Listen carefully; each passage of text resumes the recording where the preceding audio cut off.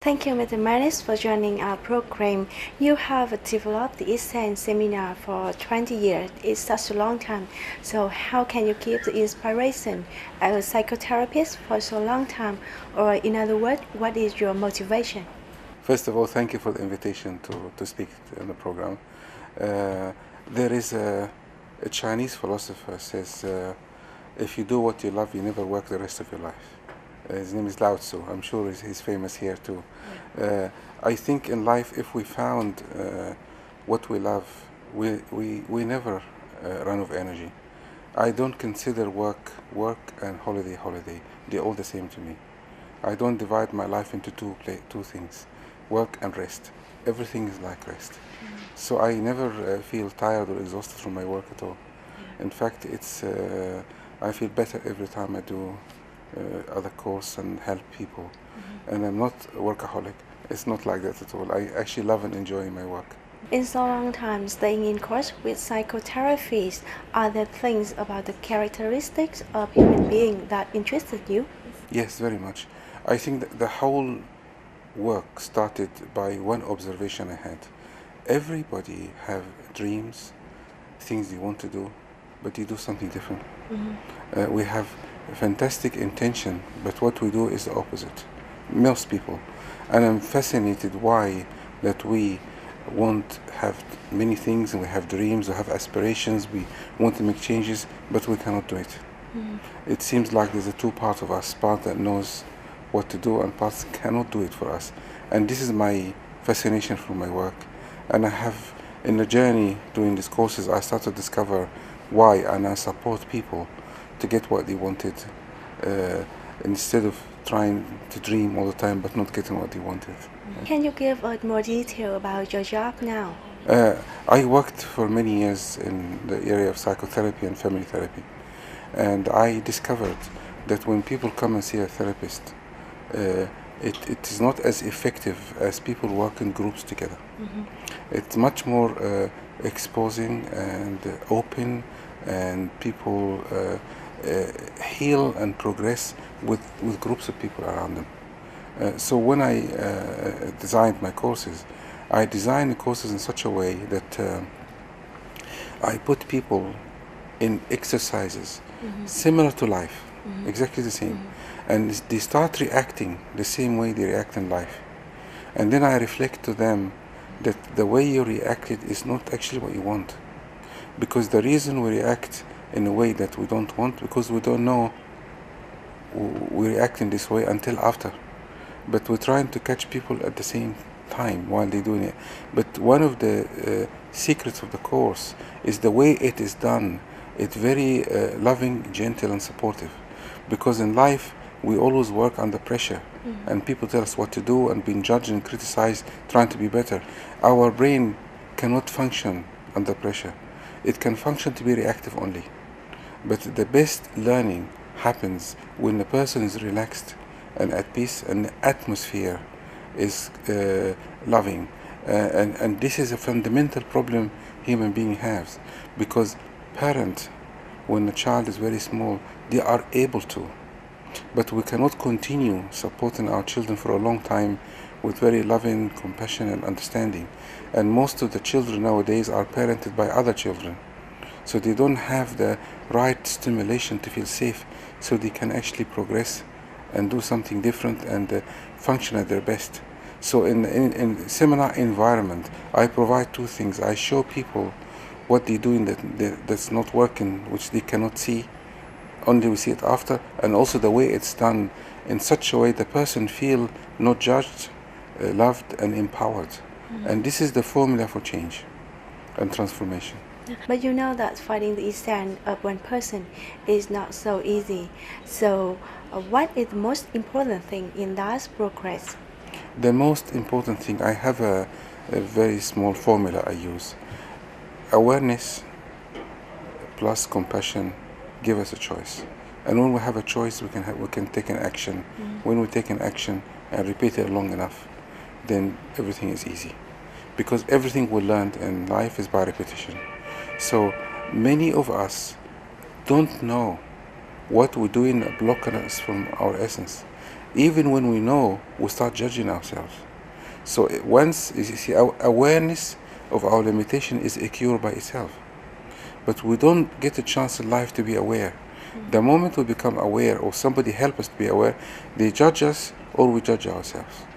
And when we do that, in fact, we continue again, because Einstein, the famous scientist in the world, he said a fantastic sentence. He said, you cannot solve a problem with the same brain that created it in the first place.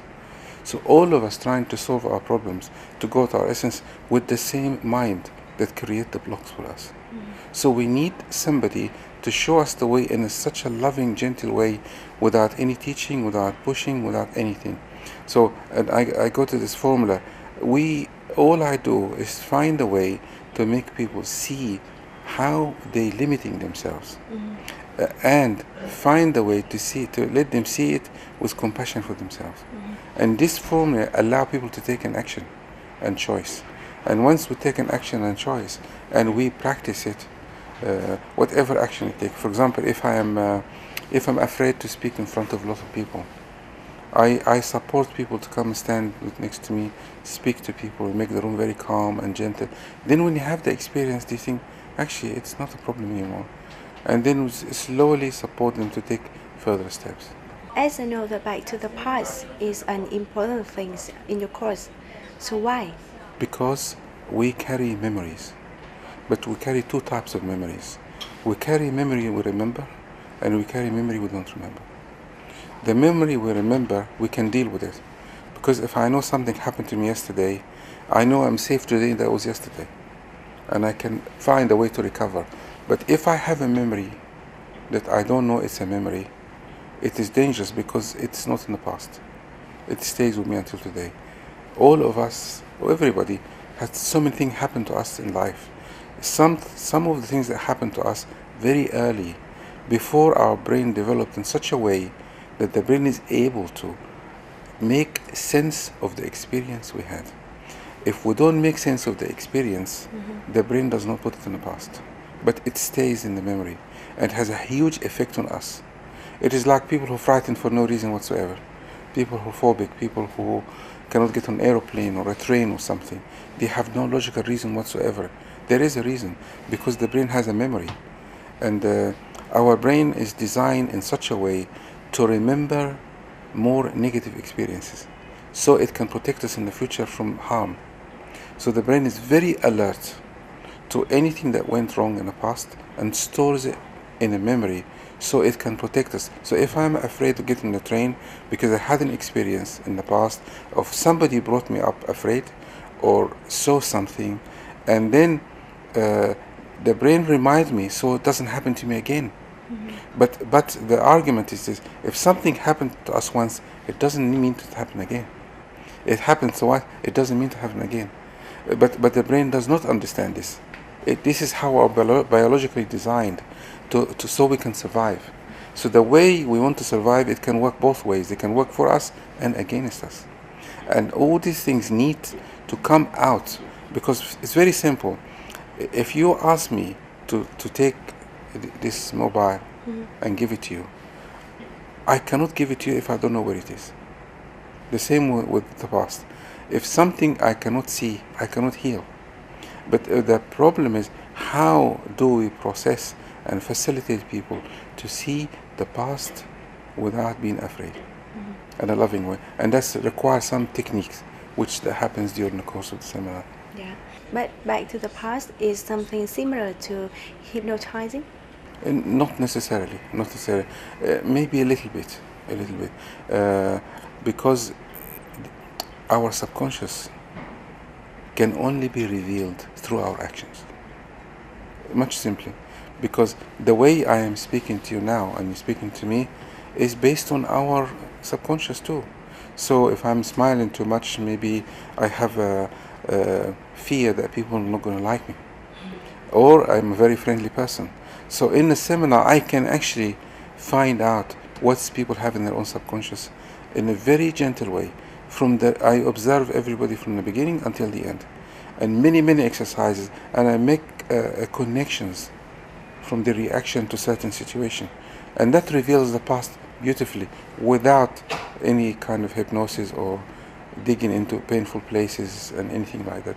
Even when they speak to me and share about things, from the way the body, hands, smile looks, and because of the sheer repetition, I work with thousand people all over the world. I started to make connections just by repetition and learning from people. So it's very easy to find. You see, everything in life is hypnosis, by the way. When you watch television, it's hypnosis. You're hypnotized by the film. So hypnosis is a very dangerous word. People have a very negative, sometimes, attitude towards it. But even when you put people in exercise, this is like a hypnosis in a different form. And when you go to hypnotherapists, they do such a way to make you relax and speak. You can do it without hypnosis as well. You know that psychotherapy is something very new in Vietnam. So how about the value that you and Mandarin will bring to people here? Well, you see, psychotherapy is a very intellectual Western ideas, and they suit the culture. It's like a wave. It will come to Vietnam. It will go everywhere. I'm sure you have some here, but actually, I think in Vietnam here, you're probably much better, and there is no need for us to copy the West whatsoever. I think people here can find other ways. This is very strange to me to find out. I think after all these years of my work, I realized all the work we're doing with therapy, psychotherapy, all that, originally come from this part of the world. I think Buddha was the first psychotherapist in the world. When you sit with a person and talk to them in a loving way and feel the person's listening to you and not judging you, this is psychotherapy. But unfortunately in the West we made it into industry and a job and a business. It's not like that at all. And you may have it here naturally. So you will import it from the West to teach you what you already been doing in the first place. But maybe this is the way it has to be. Let's talk about your Essence Foundation. It is reputed as one of the world leading provider of personal development courses, and especially it started almost by volunteers who have been benefited from your course. Can you give us more detail about this? Okay, well, Essence started in the UK, in England, about 10 years ago, more than 10 years ago. And from the moment it started until today, it spread to many countries in the world. Maybe 10 countries, but maybe 30 locations, because some countries have 6, 7 cities doing it. It's all done by volunteers. The volunteers are very excited because they are inspired by the work that they work on themselves every time they come and help in the seminar. The seminar I'm doing here on Friday, there are people coming from Hungary, from Romania, from London at their own expenses. It's quite a long journey because they believe in this work. Because in any organization or any idea, it engages the people who are inspired by the idea, not so much the money. So if you have an organization and you pay people to work for you, if somebody pays them more, they will go there. But if they're inspired and touched so deeply by the purpose of the organization, they will only stay, even the money doesn't matter. And at the moment as I'm talking to you now, there is probably in 20 different locations people are meeting, organizing courses, and they're in such a loving, happy way, and their life is getting better and better all the time. That applies to me as well. The purpose of doing my courses is not a business whatsoever, whatsoever. And there is something about money here. It is very interesting. We're invited by a company called Money Rain because actually there's one of the best effective way to have abundance in our lives is not so much to focus on the money, to focus on why are we doing what we're doing, to serve humanity. And by serving humanity, that's the purpose of all our lives. The humanity will support us after that. So it's been a kind of a magical experience, and it's not a coincidence. I came here. Maybe it's another opening for people to get exposure to this healing work I do. And one more question, how do you advise people to live more optimistic? Okay. Of course, I can say a lot, but I can say only 2 words. The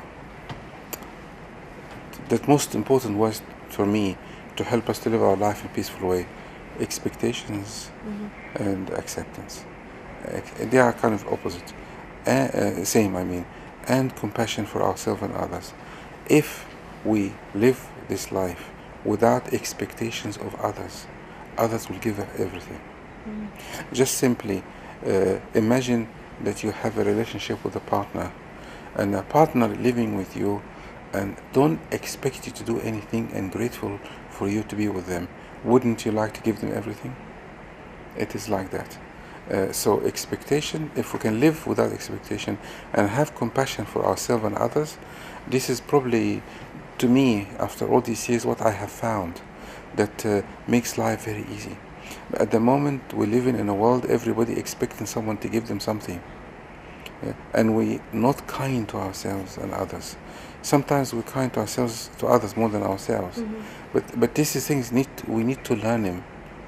We can't hear them once, because we are conditioned not to do that over the years. And these 2 words in particular will make life simpler and easier for everybody. So expectation and To acceptance. To let go of expectations. How about acceptance? Letting go of expectation is accepting. It's kind of the same. Thank you very much for joining our program, and wish for the success in the future.